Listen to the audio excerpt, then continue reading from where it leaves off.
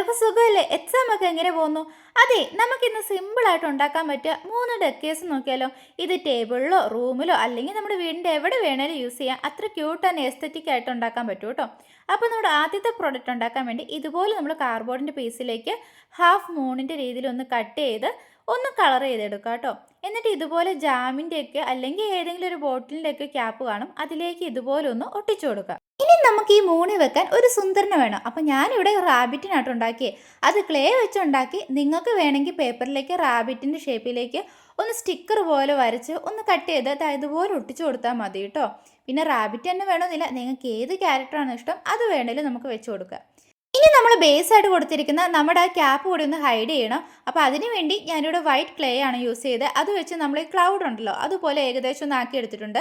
നിങ്ങൾക്ക് ഇതിന് പകരം വേണേൽ പേപ്പർ യൂസ് ചെയ്യാം, അല്ലെങ്കിൽ നമ്മുടെ ടിഷ്യൂ പേപ്പർ ജസ്റ്റ് ഒന്ന് വെള്ളത്തിൽ നനച്ചിട്ട് ഒന്ന് ഒട്ടിച്ചു കൊടുത്താലും മതി കേട്ടോ.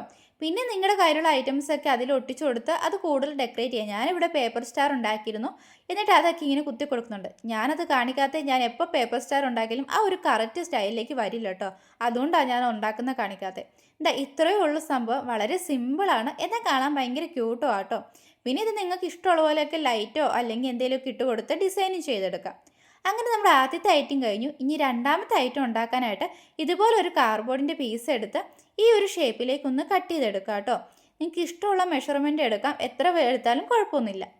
ഇനി നമുക്ക് ഇതുപോലെ കാർഡ്ബോർഡിൻ്റെ ഒരു പീസ് എടുത്ത് അതിൻ്റെ ഒരു സൈഡ് റിമൂവ് ചെയ്ത് കഴിയുമ്പോൾ ഈ ഒരു രീതിക്ക് കിട്ടും, ലൈൻ ലൈൻ പോലെ. ഇനി അത് വെച്ച് നമ്മൾ ആദ്യം കട്ട് ചെയ്ത ആ പീസിന് ചുറ്റും ഇതുപോലെ വീഡിയോ കാണുന്ന പോലെ നമുക്കൊന്ന് ഒട്ടിച്ചു കൊടുക്കണം. പിന്നെ നമ്മുടെ മന്ത്ലി ഗിഫ്റ്റിൻ്റെ കാര്യം ആരും മറന്നിട്ടില്ലല്ലോ. അപ്പോൾ അതിനുള്ള നമ്മുടെ മൂന്നാമത്തെ ലോങ് വീഡിയോ ആണ് ഇത്. അപ്പോൾ എന്തായാലും ഈ മാസത്തെ ലോങ് വീഡിയോ ഒക്കെ കണ്ട് കമൻറ്റ് ചെയ്യാൻ മറക്കണ്ട. നമ്മുടെ ഈ മാസത്തെ വിന്നറെ ഏപ്രിൽ 1-ാം തീയതി തന്നെ അനൗൺസ് ചെയ്യൂ കേട്ടോ. അപ്പോൾ ആരും മറക്കാണ്ട് ഓടിപ്പോയി വീഡിയോ കണ്ട് പാർട്ടിസിപ്പേറ്റ് ചെയ്തു. ഒരു ഗിഫ്റ്റ് കിട്ടുന്ന ചാൻസ് അല്ലേ, വെറുതെ കളയണ്ടാന്നേ. ഓക്കെ, നമുക്ക് തിരിച്ച് നമ്മുടെ വീഡിയോയിലേക്ക് വരാം. അപ്പം നമ്മൾ പറഞ്ഞ പോലെ അത് ഫുള്ളായിട്ടൊന്ന് റൗണ്ട് ഷേപ്പിൽ, റൗണ്ടല്ല നമ്മൾ കട്ട് ചെയ്ത ആ ഒരു ഷേപ്പിലേക്ക് ഒന്ന് ഒട്ടിച്ചെടുത്തിട്ടുണ്ട്. ഇനി നമുക്ക് അതിൻ്റെ സൈഡ് ഒന്ന് ഈവൺ ആക്കാൻ വേണ്ടി ഞാനിവിടെ ടേപ്പ് യൂസ് ചെയ്യുന്നുണ്ട്. നിങ്ങൾക്ക് വേണമെങ്കിൽ നമ്മുടെ വൈറ്റ് പേപ്പർ ഉണ്ട് നോർമൽ, അത് വെച്ച് നമുക്ക് സൈഡിൽ ഒട്ടിച്ചു കൊടുക്കാം. ഇനി കൊടുത്തില്ലെങ്കിലും കുഴപ്പമൊന്നുമില്ല കേട്ടോ, ജസ്റ്റ് ഒരു ഭംഗി വരാൻ വേണ്ടി മാത്രമാണ്. ഇനി അതൊക്കെ കഴിഞ്ഞ് നമുക്ക് ഇഷ്ടമുള്ള കളർ കൊടുക്കാം. ഞാനിവിടെ വൈറ്റ് കളറാട്ടോ കൊടുക്കുന്നത്. നിങ്ങൾക്ക് ഇഷ്ടമുള്ള കളർ കൊടുക്കാം. എസ്തെറ്റിക്കാണ് ആ ഒരു രീതിയിൽ, അല്ലെങ്കിൽ ക്യൂട്ടാണെങ്കിൽ നിങ്ങൾക്ക് ഇഷ്ടമുള്ള പിങ്കോ ബ്ലൂ അങ്ങനെ ഏതെങ്കിലും കളർ കൊടുക്കാം കേട്ടോ. എന്നിട്ട് നിങ്ങൾക്ക് ഇഷ്ടമുള്ള രീതിയിൽ ഡെക്കറേറ്റ് ചെയ്യാം. ഞാനിപ്പോൾ ഇതിനുള്ളിലാണെങ്കിൽ ഒരു പിക്ചർ വരച്ച് കൊടുക്കാൻ വേണ്ടിയാട്ടോ പോകുന്നത്. അപ്പോൾ നിങ്ങൾ വിചാരിക്കും, അയ്യേ ഇതെന്ത് പിക്ചറാണ്, എന്നോടൊന്നും തോന്നരുത്, എൻ്റെ ഡ്രോയിങ് സ്കിൽ അത്ര നല്ലതായതുകൊണ്ട് ഇതൊക്കെയാണ് വരുള്ളൂ. നിങ്ങൾക്ക് ഇഷ്ടമുള്ള പോലെയൊക്കെ വരച്ചു കൊടുക്കാം, അല്ലെങ്കിൽ സ്റ്റിക്കേഴ്സ് ഒട്ടിച്ചു കൊടുക്കുകയോ അല്ലെങ്കിൽ നമ്മുടെ എവിടെന്നെങ്കിലും ഇമേജസൊക്കെ കട്ട് ചെയ്ത് ഇതിനുള്ളിൽ ഒട്ടിച്ചു കൊടുക്കുകയൊക്കെ ചെയ്യാം കേട്ടോ.